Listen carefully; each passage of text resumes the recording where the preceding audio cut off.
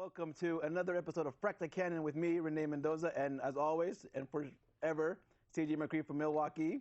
Hi, CJ, what's up? And you're sleeping. Wake up. CJ, did you freeze? CJ, can you hear me? I guess not. Okay, well then, so we have a special guest. Start. Awesome start, great, thank you. We have another Renee on here joining us. With 2 E's. 2 E's. Actual estrogen besides my own on the show. All right, so want to tell us a little bit something about yourself, Renee, before we get going? No. Okay. Yeah, just a little bit. I'm a photographer. I met Renee at PowerMorphicon 3 years ago. Yep. PowerMorphicon 2014. And yeah. Alrighty. We're friends. We're friends. We became friends of our Power Rangers. Yes. Alrighty, so CJ, if you can hear me, I'm going to throw it to you. I'm texting you right now. Okay, so I'm sending it to CJ. So CJ wants to talk about some gameplay footage of. No, I can't hear you. You can't hear me. Uh-oh. Okay, he can't hear me. No bueno. Not good. So can we try to get some? Is Skype up? Are the? Okay, can you hear me now? We're rolling. This is all gonna be. This is all gonna be in the show. This is all gonna be in the show. Anything? I got you now. Okay, you got me now. So CJ, there we go. Okay, so audio's fixed. We're gonna start with you like some Injustice stuff. We have some footage. Can you play the Injustice footage? And you want to talk about it, CJ? Any? Totally. Go ahead. Sorry. I'm sorry. Is the show on right now? It is on. We are recording. Yes, we are. Also, your audio just went out, so I can't hear you anymore. Oh my gosh. Welcome to your first show, Renee. Thank you. It's been awesome. So I'm texting you this. Talk about the Injustice 2 game. Okay. I can hear you for the time being. All right. So, me talking about the Injustice 2 game. That's me. That's CJ. Hi. How are you? Co-host of the show and everything. Anyways. Anyways. I begged Renee to let me talk about Injustice 2 because it comes out in 2 days, and I'm super freaking califragilistically excited about it. Oh, that was awesome. As you people know, I'm a bit of a geek, but I got my geek cred late. What I was born and bred and raised to be was a gamer, and there is a game that has everything. It has DC Comics characters, it has fighting game, which I love fighting games, and it has RPG elements, which I love to play. There's so much that I could talk about regarding Injustice 2, but I choose to talk about the story. I love the story. Fighting games, if you play fighting games like Street Fighter or something, the focus is usually on the gameplay. They might just kind of give you a little bit of the story just to tease you, just to give you something to play for. But in Injustice 2, in NetherRealm Games, the studios that makes Injustice, they focus on the story. They give this. It's almost like you're watching a movie and then you just kind of pick up the controller to play when they start to fight. I didn't do the research to have who the actual writer of the game is, but it is a DC Comics writer. And the lore is it's so fun to get into. So I'm going to talk a little bit. What's that? It's not Jeff Johns? It might be. I'm sorry, I didn't do the lore. I'm bad host. Bad host. Geek, man. Bad geek. All right. But I'll talk a little bit about the Justice 1 story to prep you guys, to get you guys in the mindset of where Injustice 2 begins, so that you can be as excited for the story as I am, was, is, are, were. Anyways, Justice Gods Among Us. It opens up with the Joker up to his nefarious deeds again. He hypnotizes Superman into believing that Lois Lane is Darkseid, his old nemesis, right? So Superman unfortunately goes and fights Lois Lane, the mother of his unborn son, as though she was Darkseid. In the resulting actions, he ends up murdering his own wife, his own mother of his kid. And if that wasn't enough, the Joker rigged a nuclear bomb to explode when her heartbeat ceased to exist. So not only did he kill his wife, the mother of his kid, and his unborn son, but he also destroyed his own home, which was Metropolis. All right. Joker who then is obviously, they got him locked up. Batman's interrogating him, but he eggs Batman on. Batman's above it. He eggs Superman on. Superman has had enough. He sticks his hand through Joker's chest, and that's the first 2 minutes of Injustice: Gods Among Us, right? Oh my God, dude, sounds awesome and horrible at the same time. All right, right. so It's awesome. You never see Superman like this, but exactly, it's so intriguing as a DC fan, right? Mm-hmm. So as the story goes along, 5 years later, it picks up, and most of the former Justice League now are part of something that's called the regime. Mm-hmm. Superman's the head of it. They're all dictators of a one government Earth, right? Mm-hmm. We call this the Injustice Verse. Batman is public enemy number one because he decided to stand against them, decided to stand against this injustice, right? As he's doing this, but he becomes public enemy number one. Okay. Superman outs his identity to the public as Bruce Wayne, so everybody knows he's Bruce Wayne, and he has a ragtag group of resistance fighters, but they can only do so much against Superman and most of the rest of the Justice League. So Batman's plan is he has a failsafe device that the Justice League agreed to create to stop Superman. It's a warhead made out of kryptonite, right? Oh, but shoot. In order to unlock this device, he needs at least 4 members of the Justice League to put their hands and show their DNA in order to unlock this case, right? So, as if you guys are DC Universe fans, you know about this idea of the multiverse. Mm-hmm. So what Batman does is he calls heroes over from a different universe. Now, this is a universe where Batman and Superman were able to stop the Joker from destroying Metropolis. So everything is more or less how you would imagine it would be in a DC universe. So he calls he actually abducts heroes over from this other universe. A very Batman thing to do. Right, he ducks heroes over from this other universe, and upon after an initial shock of being in this weird place, they all agree to help Batman. They agree with his plight and they agree to help Batman. Unfortunately, the other Batman from the good universe is pulled over, and he is captured by Superman's forces. Believing that he's public enemy number one, of course, right? So as they're getting ready to get this warhead and stop the evil Superman once and for all, Superman, being all powerful, and he has is a varying degrees of visions. He's got X-ray vision, he's got microscopic vision, he's got super hearing, he's got super CSI ability or whatever. So he knows immediately this isn't his Batman, right? Mm-hmm. But he knows they're up to no good, so he forces their hand. He publicizes that, hey, we caught Batman public enemy number one, so what we're going to do is we're going to execute him. And so he knows that this is going to actually he knows that the real Batman can't stand by and let can't let other Batman die, in his stead. So he forces their hand, right? They have to go, and now they have to go save other Batman, right? So as they succeed in saving other Batman, Superman succeeds in destroying the only weapon that could kill him. Injustice versus Batman. He's content to send the other heroes back to their world. It's not their fight. He's self-righteous and whatnot. But they all, being the heroic people they decide to stay. Batman of the good universe. I know it's tough, right? This is the most gig I've ever seen you, bro. I love you, but this is the gig I've ever seen you nerd out of anything. I know. I'm sorry. I'm trying to keep excitement. I got a show, This is true. Always a show. Let's go. Let's do this. Right. All right. Right. So, Batman of the good universe, he suggests, hey, let's fight fire with fire. We're out of the weapon, but I have a buddy Superman that can handle this Superman. So they call over the good Superman, and he comes to the new universe. He hears what's up. He's down to fight because he's Superman. What else is he gonna do? He stops bad stuff from happening.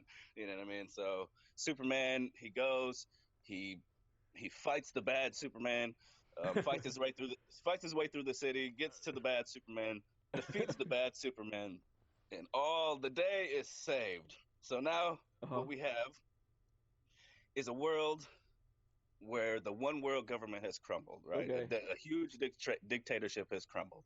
And Okay. in its wake, there are four. All right, bro. So I'm getting the wrap up signal. So what's going on the? I'm getting the wrap up signal. What's going on with the? So yeah, I'm done. I'm about to be done. Like, okay. Okay. Yeah, no. You're up here. Okay. Let him finish. So I am. In his wake, or in this wake, after Superman is imprisoned, there are four different factions that are ready to gear up to war. There's Batman and his former resistance buddies who want to put the world back to what it should be. Mm-hmm. There's the rest of the fallen heroes who still agree with Superman, who want to keep the one world government going, the fallen regime. There is Gorilla Grodd and his new society of villains. Grodd has an army of this, and they're creating an army, and they want to fill the vacuum that's been created by this power vacuum. And the final force is Brainiac, who has come to Earth simply to conquer and destroy it. So, in 2 days, when Injustice drops, happy hunting. So all this is for Injustice 2, or this is from Injustice 1 leading into Injustice 2? This was Injustice 1, and it's leading into Injustice 2. That's where Injustice 2 starts. Okay. With all these factions about to go to war. Alrighty. So we got some of actual geek news out of the way.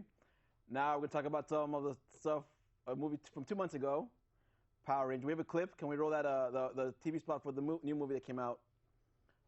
Whenever you are ready, Mr. Tool. Do you feel it? Deep down inside. You are strong. You must work together. You must become warriors. Ready?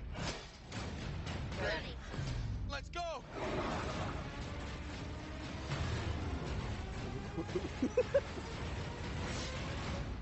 Power Rangers. Fire! This is your time. Power Rangers. Rated PG-13 in theaters March 24th. All right, so we're all 90s kids here in on the screen. We grew up with Power Rangers. We grew up with Mighty Morphin. So we'll start with Renee, who is the new host here. The new guest. Sorry, not new host. New guest. Do you want to be the host? Do I get your title then? Yeah, you'll be CJ's friend, I guess. Oh, Do you want that? Okay, yeah. No, it's all right. I'll be your guest. So what did you think of the movie? I liked it. Yeah?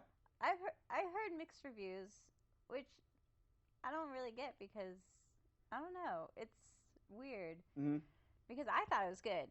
Right. And I like Power Rangers. I've seen every episode up to Lost Galaxy. And then I guess the last couple of new ones that were out, like Samurai and Megaforce. Yep. A little bit of Dino Charge. But Are you watching Ninja Steel? no, I haven't watched it. It's actually pretty not bad. Not really? I should watch it then. It's not as good as Ninja Storm, but it's pretty good. Oh, okay. Well, I wouldn't know about Ninja Storm. You didn't see Ninja Storm? No. Oh my God, Ninja Storm is awesome. I'm a bad Power Rangers Yes, fan. you are. No, I'm just kidding. CJ, what did you think of the movie? First of all, I like your description. It's actually pretty not bad. That's, I can't believe you increased a mediocre saying. Anyways, I liked Power Rangers. I should say I didn't hate it. I enjoyed myself on Power Rangers. I don't think the movie was perfect. Right, agreed. But I enjoyed it. You know, it was a curious mix of a superhero movie and like The Breakfast Club. Yeah, that's for sure. Exactly. Yeah. You know, it had the teenage angst in there. You know what I mean? It had the comedy. I really loved the Blue Ranger. He was an excellent. He played his part. That guy's gonna be a well. star. I know that. Like that guy who played Billy Archie is gonna be a star. He was awesome. He was the best thing in the whole movie. And him and Elizabeth Banks as Rita Repulsa, they were awesome. Yeah, they were good. Anywho, CJ, so you were saying? Oh, but yeah. I mean, you know, I liked it. You know, I watched Power Rangers up till like when they got to Zeo, I stopped watching it. So you know, I'm not as big a Power Rangers fan as you. Obviously, Renee, we've spoken about being a Power Rangers fan. But you know what I mean. Like you said, we're all '90s kids. Mm-hmm. It's a piece of my childhood. Of course, I wanted to see it when I saw the trailer, and you know, and I wasn't really disappointed at all. Yeah, so I was ready to go in hitting that movie because as you both know, I'm a huge Power Rangers fan. Like I watched up to In Space and I stopped watching because they killed Zordon. So how can you have The Lost Galaxy was good. Yeah, but it's still, you know what? I didn't like Lost Galaxy. Like it's fine. It's fine. I prefer Lightspeed over Lost Galaxy. But I came back during the 10th anniversary when they brought all the 10 Red Rangers. Oh, yeah. And then I started watching again. I'm like, this is really good. I like the Disney era. And then I liked Mystic Force. I love Mystic Force. That was a good one. People hate Mystic Force. I love Mystic Force. But so back to the movie. Right, yes. I really hate it, but I was surprised at how, like CJ said, it was the teen angst. It was the story was pretty dark too, like how. Yeah, it was really dark. Like how Zordon and Rita fell apart, you know. It wasn't the campy Mighty Morphin Power Rangers that we grew up with. Yeah, and it had a darker tone for sure. We have a clip of that darker of Zordon recruiting the Power Rangers in the 90s. Can you please roll that clip? Do you feel it? Not that one, the other one. Deep down inside. The other one. The other Power Rangers from the 93. It's him recruiting. Yes, there you go. That's the one. Calm down, Alpha. It's Rita. She's escaped and she's attacking the planet. Ay, what do we do? Teleport to us 5 overbearing and over-emotional humans. No, not that. Not teenagers. That's correct, Alpha. I was afraid of that.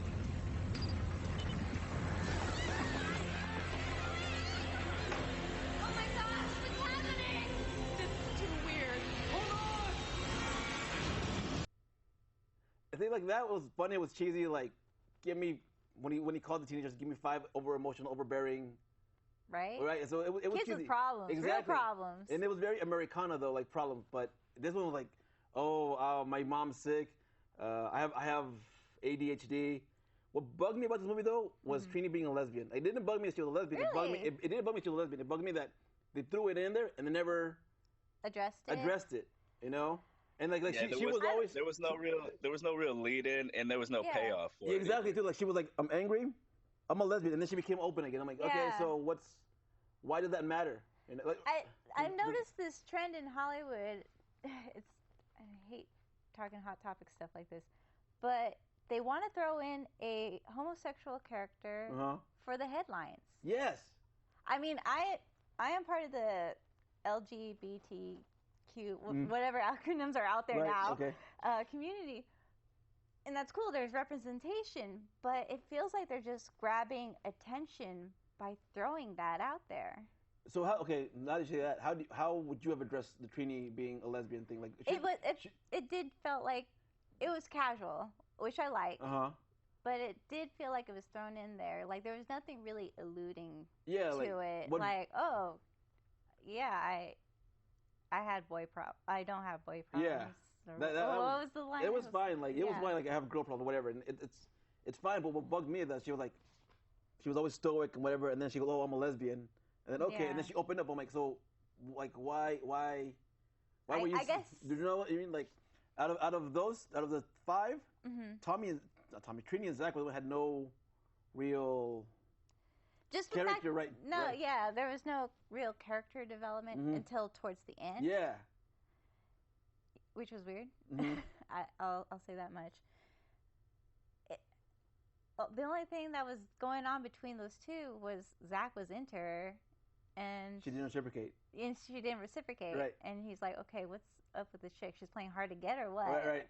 Until she threw it out there. No, I don't have boy problems.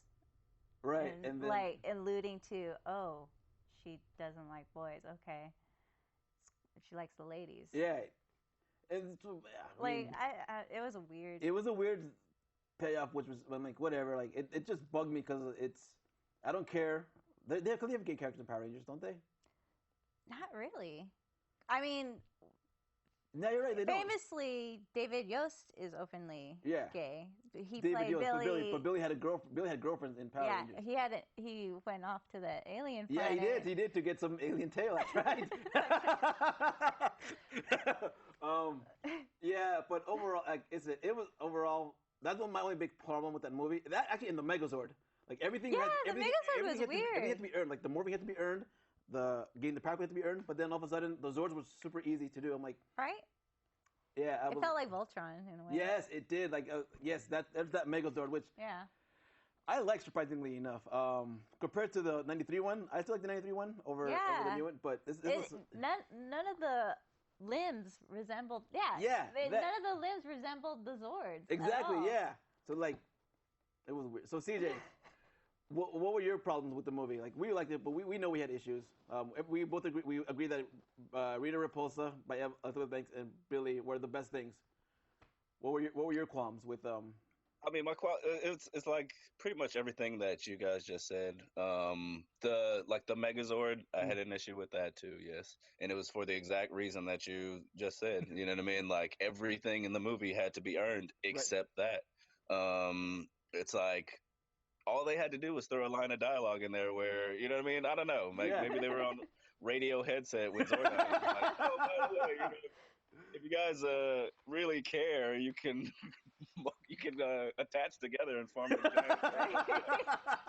You know what I mean? Like, or just something. You know what I mean? Or Alpha says it or something. I mean, it was like it comes out of nowhere, and it's like, you know, at the end, it's like that they're gonna do that in order to beat the bad guy, but it's like how. Right. You know what I mean? You have to earn everything. Exactly. Oh, and this is just accident. You just do the most kick-ass awesome thing on accident. So, you know, whatevs. So, okay, something we need to talk about too that I don't think we've all addressed. Was in the headlines for a long time, but we haven't addressed as fans. Bryan Cranston as Zordon. What did you guys think about that? I thought that was cool because he's done voice work for Power Rangers, and I thought that was cool that they made him Zordon to voice and be the face of Zordon. See, so, what did you think? Go ahead. I thought it was cool that he decided to do that too. You know what I mean? Because he's blown up since then. Right. You know what I mean? Like it's been a long time since like Malcolm in the Middle, Hal. You know what I mean? Like it's been a long time since then. Like he's like a reputable name now. You know exactly. What I mean? So it's like I'm just glad that he felt like doing it. Alrighty, so I loved it. I wish I would have liked. I've always liked when I found out he was the dad. I cast him as Billy's dad. I called him Walter Cranston, you know, and then he was like an abusive or never there parent, and then I thought I would have brought him in. But I liked it that he's Zordon. His Zordon was a little kind of a punk though, like kind of he was kind of mean. Yeah, not the caring mentor that the Zordon we knew. Yeah, exactly. We grew up with. Yeah. I mean, I liked him, but I'm like, it was. I think he was pretty good, but at the same time, he was kind of. The best thing about the movie, I think we all agree, is Billy and Rita Repulsa, which we can do. Okay, so we're running out. We have 5 minutes left. We're going to talk about Guardians of the Galaxy. Can we roll that clip, please?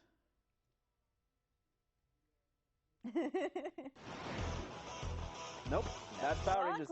Wrong clip. Thank you. There we go. That's the one. Welcome, Guardians. I look forward to destroying you. To save the galaxy. Groot, put your seatbelts on! You'll need good tunes, great strength, and a little Groot. I am Groot.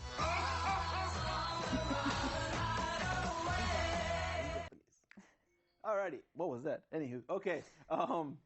Guardians came out last week. Personally, I was not a big fan of this one as I was of the first one. Really? Yeah, I felt that it was funny, but it didn't have the heart of the first one. I guess, yeah, I can see what you're saying. Like at the end of the first one, I was bawling, like tears down my eyes. Oh yeah. This one, like the whole father issue thing with Ego and Yondu. Like Kurt Russell, we find out that Star-Lord, Peter Quill is half alien, half human, which is fine, whatever. I kind of had a feeling he was from the first movie. Yeah, they alluded to it too in the first one. But this one, I was like, it had no heart, like at all. Like the whole reveal of it was honestly, it was a little all over the place for me. Yes. You know, but I liked it. It was just a little all over the place because they were trying to focus on each character individually. That was like it was a lot more funny than the first one for sure. Like yeah, CJ said, and a lot more action packed. I mean, there was. I'm trying to remember the first movie. It was about more action in there. All right, so CJ, your thoughts on it very fast. Well, I didn't dislike it as much as you, Renee. Guy Renee. I did. I liked it.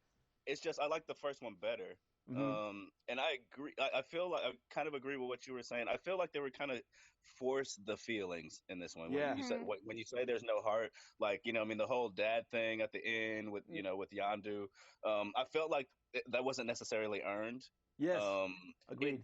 I felt like it gave the first movie context, but it didn't necessarily earn that feeling in the second one for me. So, I can agree with what you're saying. Like it's heartless. It didn't have the heart. But it was funny. I did still enjoy myself. I do agree with girl Renee. It was kind of all over the place. You know what I mean? There was a lot going on. Something else out for this. Go ahead, CJ. Go ahead. No, I mean it's just there was a lot going on. You know what I mean? Like it was at times it's hard to follow. It's hard to attach yourself to a character when there's so much going on. The team was split up. There's action happening in two different parts of the universe. Yeah. You know what I mean? Like it's hard to attach yourself to a character and get and develop feelings. You know. And not the plot. The plot too was like it was all over the place. Like you said, like there was Ego's plan, and then there was the yellow people thing, whatever. The sovereigns. Sovereign, right? Yeah. Sovereign. And so who I thought were hilarious. Oh yeah, how their battleship. Their battleship was awesome. That thing was cool. Like an arcade. It was set up like an arcade. I thought it was funny. I'm like, why can't we send our troops like that? That would be awesome. Wasn't that like in Toys, like that movie with Robin Williams? Yes. Okay. I'm just gonna agree with you. Yes. Okay. So overall, I'm getting the wrap up. 1 minute. Or 1 minute. I'm thinking that's the wrap up. So I want to say thank you. We thank you for Renee for coming all the way from Los Baños. Thank you for having me. Maybe you want to come back again, hopefully. Yeah. All right. So maybe your next one's going to be Wonder Woman or Spider-Man. I don't know. What do you think, CJ? Wonder Woman or Spider-Man or both? Which one comes out first? I know Spider-Man comes out July. Wonder Woman comes out June 2nd. Okay, then June. Okay, we're gonna try to make something work when CJ is available and you're available, and we can make this. Maybe I'll be able to see her. I did not agree. I didn't know, and I didn't mean it like no. I did not mean it like that. I did not mean it like that at all. Okay, I did not mean it like that. What did you say, CJ? Sorry. I said maybe I'll be able to see you guys next time. We gotta fix that too. Alrighty, thank you for joining us. We'll see you next time. Hope you guys had fun. Thank you to the crew. Bye.